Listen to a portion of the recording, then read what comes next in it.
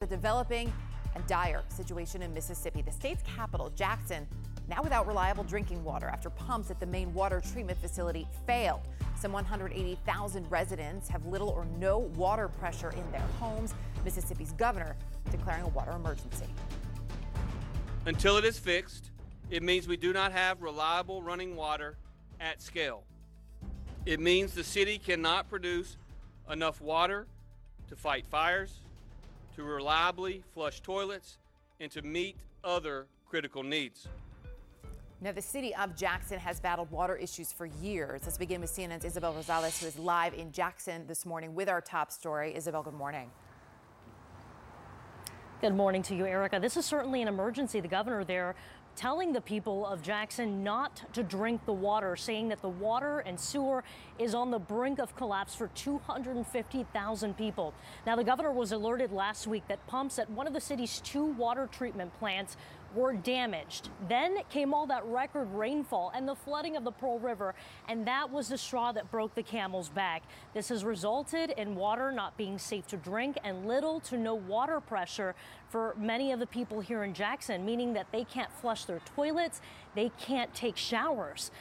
The impacts are just on and on and on. Businesses have had to shut down. They just cannot operate like this. The fire department has found fire hydrants that have dried up. Schools here in Jackson have switched to remote learning for the immediate future.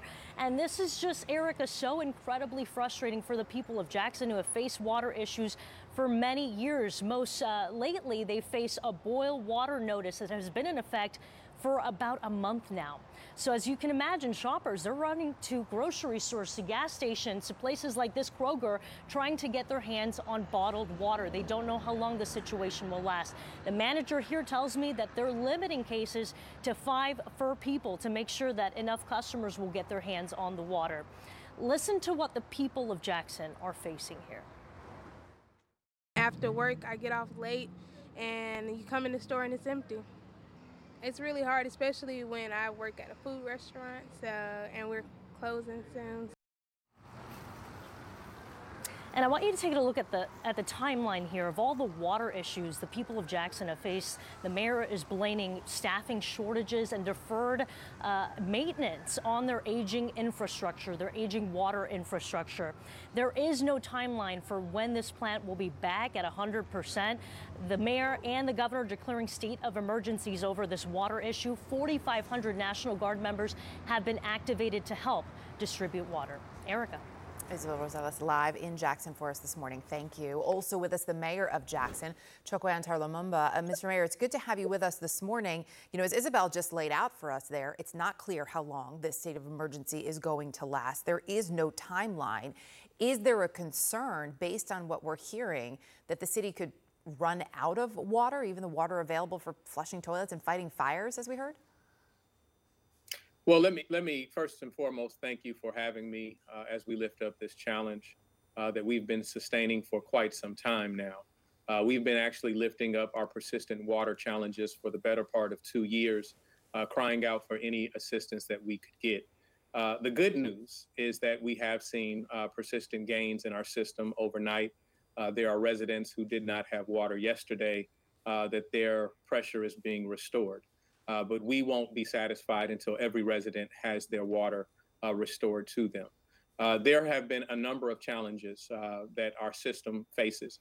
What I have been lifting up for the better part of 2 years is that it's not a matter of if our systems will fail, but when these systems will fail.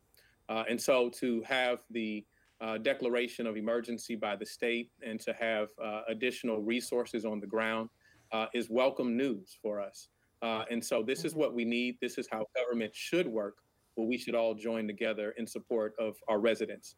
I believe my residents in Jackson are worthy of this support. So we know often those declarations will do something that sounds like it should be simple, but is often not, could open up funding. You were not at that press conference when the governor last night announced that state of emergency. He was asked by a local reporter and said that you were not invited. Are you and the governor on the same page here in terms of what needs to be done and the urgency?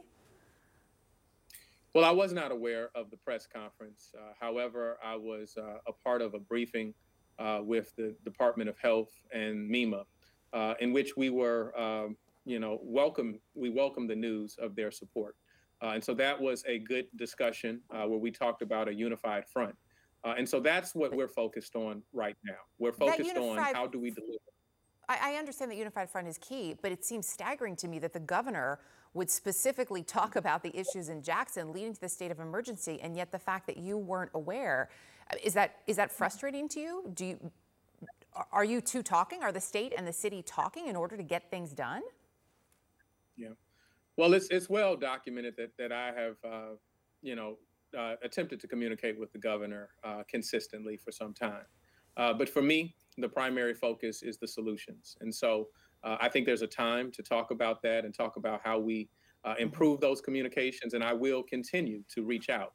But to date, I'm glad that I have the assistance of MEMA and the assistance of the Department of Health working on the ground in order to ensure reliability in our system.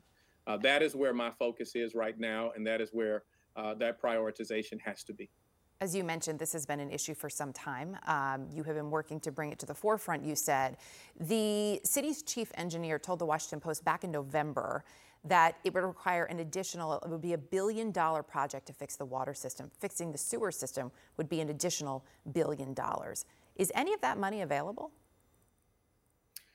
We certainly don't have it in our coffers, but we have been using every available dollar that we have in order to improve our system. We have, created additional or larger distribution lines to South Jackson, which has inequitably been affected. A 48-inch line that cost $8 million by itself. We have weatherized our plant. Not only do we have an aged system with deferred maintenance over 3 decades or more, we're now facing hotter summers, colder winters, and more precipitation annually. And all of that is taking a toll on our water distribution system. And so we're having to undertake these measures in order to improve and create sustainability in our system. And so it sounds like some of these, in many ways, are stopgap measures, right? To avoid further crises in the moment. What is your biggest concern this morning? Well, my biggest concern is understanding and having the partnership of not only the state, but the federal level, which I believe we're closer to that now than we have been before, so that we can all, pitch in the effort to make it more sustainable. It will be a significant undertaking in order to create reliability in the system, and that is beyond the city's capability. We don't have the funds in order to deal with 30 years of neglect. 30 years of neglect, and yet you look at this, clean water, one of the basic services, right, that a local government provides. 30 years in, what do you think will happen first? I mean, you're talking about this fight that you've had, the neglect specifically in certain areas of the city.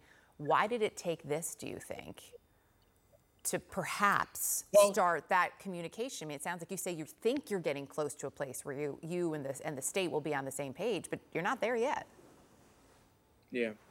I don't want to hypothesize on why it has taken this long. I'm just grateful that the relief has arrived. And that is where my focus has to be at this moment.